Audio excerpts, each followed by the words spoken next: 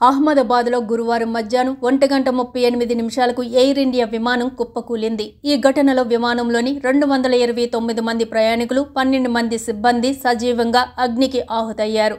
అదే విమానంలో ప్రయాణిస్తున్న ఓ కుటుంబం మొత్తం అహ్మదాబాద్ విమాన ప్రమాదం బలిగొంది.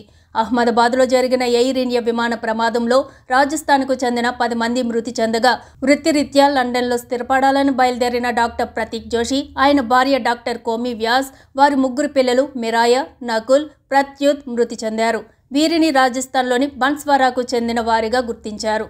ప్రతీక్ జోషి, అతని భార్య కోమి వ్యాస్, వారి కవల కుమారులు ప్రత్యుత్, నకుల్, పెద్ద కుమార్తె మిరాయిగా గుర్తించారు.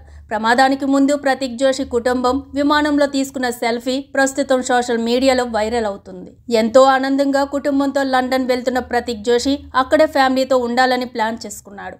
ఇక భార్య కోమి వ్యాస్ తన డాక్టర్ ఉద్యోగాన్ని కూడా వదులుకొని పిల్లలు, భర్తతో కలిసి సంతోషంగా ఉండాలని కోటి ఆశలతో కుటుంబంతో లండన్ బయలుదేరింది. కానీ తానొకటి తలిస్తే దైవం మరొకటి తలిచినట్లు విమాన ప్రమాదం మొత్తం కుటుంబాన్ని బలి తీసుకుంది.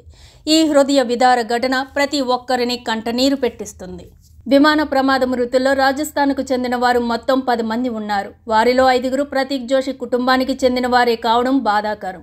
ప్రతీక్ జోషి గత 6 ఏళ్లుగా లండన్లో ఉంటున్నారు. అక్కడ సాఫ్ట్వేర్ ఉద్యోగం చేస్తున్న ఆయన ఇండియాలోని భార్య, పిల్లలను లండన్ తీసుకెళ్లి అక్కడ స్థిరపడాలని కలలు కన్నాడు.